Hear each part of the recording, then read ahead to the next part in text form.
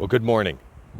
It's day 141, and I am at Vincent Gap, which is the easternmost part of the area that you can get to. It's as far west as one can get on Highway 2 before running into the closed road.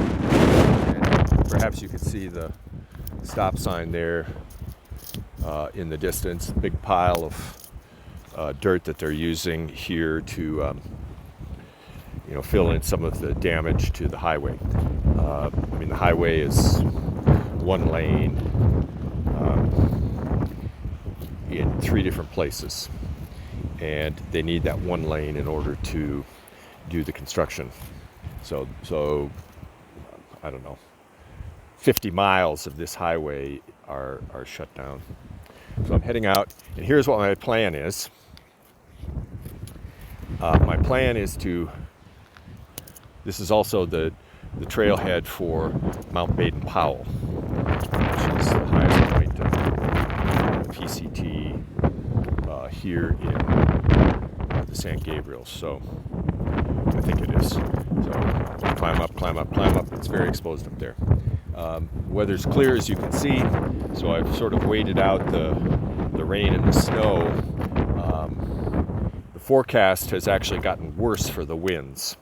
So like overnight, where I think I'm going to be camping tonight, is gusts up to 55 miles an hour, and that's not on a ridge. That's not on a peak. That's sort of down in the flats. But here's what's going to happen. So I'm going to hike.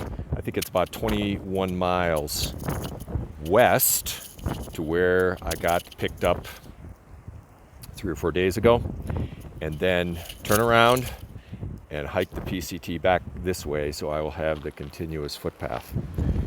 Should be arriving in this. So 2 days from now, I'll be back here, more or less in this area. There are a few campgrounds that I think I'm going to be able to camp at. And then the next day, heading Trail SoBo, but really heading east. And I'll be in the vicinity of Wrightwood again. So I would probably resupply Wrightwood here in like 3 days.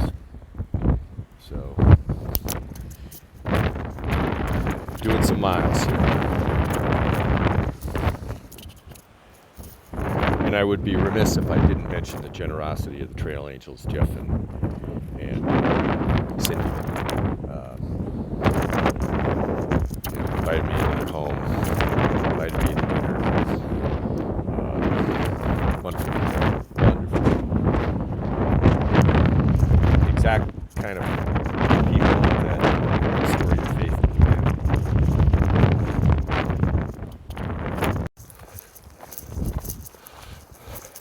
Planning is everything. The plan is nothing. I changed the plan before I left the line of departure, as they say. I'm taking another trail, which actually shows up on the Far Out guide, but there's no description of it. There's no, and there are no comments from other PCT hikers this year. I went through it and it's all fine and whatever. So I do want to digress here and talk a little bit about the decision-making process that I had in taking this. This, rather than staying on the main route of the PCT, maybe it's going to add maybe a mile. It might just be a wash to get to where they will rejoin. A lot of unknowns on this trail.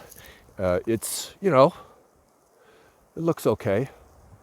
Sorry, let me see if you can see the trail. Some of it is, in the quarter mile I've been on, is a little bit overgrown. It may sort of peter out. There are, as I said, there are no comments on Far Out Guide. I believe that if I take this one and another connector, that I will get past all of the construction zones such that I can rejoin the more or less permanent alternate divert, which has the endangered species habitat closure area that's been in effect for, I don't know, 20 years, something like that. And then you have to hike like 4 miles on the highway. And I think I will be able to rejoin that based on some comments on the Far Out guide from people who got to that point heading from the west, not on the PCT, but on the Angeles Crest Highway, given the fact that it's closed and it's, safe to hike on, except for the construction dump trucks and stuff like that. Here's another major factor. It appears this trail stays low, between 5,000 and 6,000 feet, made and sheltered. You can see I'm sort of down in this valley. By going over Baden-Powell, I would be up in the slipstream there with whatever the forecast winds are, 30 to 40 or something like that, gusts to 50, being blown around. And that has some high angles, as I recall, as you're heading up and heading down over the switchbacks. So I don't want to get blown off the mountain and, get injured. If I'm staying down low, it might be a little longer. There might be some risks with respect to connectivity and trafficability and this and that, but this seems relatively low risk for injury. I expect there's going to be nobody out here hiking. Nobody. Well, once you leave Vincent Gap, there's no other trailhead. So it's a beautiful day. I'm looking out to the west and north and seeing some of the flats. As we were driving up, Jeff and I could see down into the LA basin, which has to be socked in clouds, but we're all above the clouds here. And it's just a marvelously beautiful scene, which I probably won't see today unless maybe later in the afternoon. And I'm sort of on that side of the crest of the mountains. But that's my decision-making process here, to take this trail simply to get back to where I left the PCT. And what's the safest, quickest, most efficient way to do that isn't going to end up with me, in a place where I actually have to, turn around again and head trail southbound. Okay, moving on.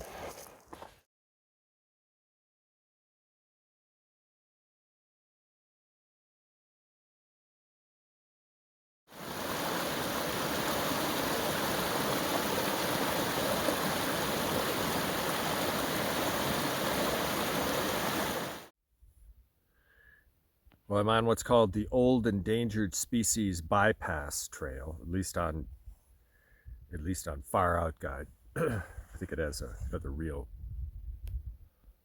name. Maybe you can make out the trace there going across. Kind of lose it somewhere in here. Let's see if we can. I'm getting a lot of flare here. Yeah, you really can't see the trail. Let me swing it around here. You get a sense. This is not too bad where I am now, which is why I stopped for a break here. But you can see it's a lot of loose talus and pretty severe drop off down there. If you lost your footing here, you'd go a ways. you'd get injured. Although it's not excessively dangerous, I haven't, except for once or twice, just kind of for balance, I haven't used my hands at all, like for handholds. It's not really scrambling, but it is quite narrow tread. So I have 2.3 miles to go back up to Islip Pass, I think it is, at the Angeles Crest Highway, where it also intersects with the main route of the PCT. And I should have bypassed all three of the road construction areas. So I think I can road walk back to where I left a few days ago. But it's probably going to be about sundown, which is what I counted on. I guess I was hoping to make a little faster progress here on this trail. It's probably only a mile and a half an hour that I'm able to make. But the Angeles Crest Highway is probably, like right up there. I mean, it's further around to the right, but it's probably about that elevation. Okay, moving on.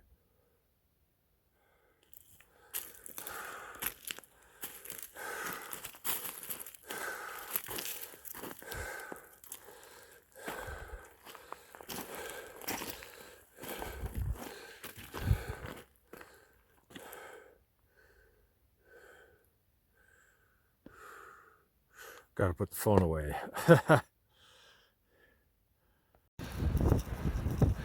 Well, I've arrived at Islip Saddle from the alternate. And simply coming up here at this saddle, and this is, not even on the peaks or anything. Oh, here come some people hiking down. What the heck? I wonder where they're going. How do they even get in and out? Maybe I'll go talk to them. This is way colder and way windier than it was going up that valley. So, I'm gonna see which way these folks are headed. Okay, well that was pretty successful. Yogi to ride from Miguel and Devlin, I think she said her name was. Live in LA, and so they basically gave me a 4-mile lift almost to the area where I got picked up. They would continue on further, but I just wanted to make sure, I have the continuous footpath. I can see the Buckhorn campground down beneath me, and they let me off between the two entrances. So I'm gonna hike to the trail north one, and then camp at the campground tonight. So, that saved me, I don't know, 4 or 5 miles of road walking, which is always good. Yeah. So things are working out, but I can feel the temperature really dropping now. It's going to be close to freezing tonight, I can tell. And the campground here, Buckhorn, is on the lee side of the range here. So the winds once again are light and variable, at least where I'm standing right now. And it should be down in the campground as well. Okay,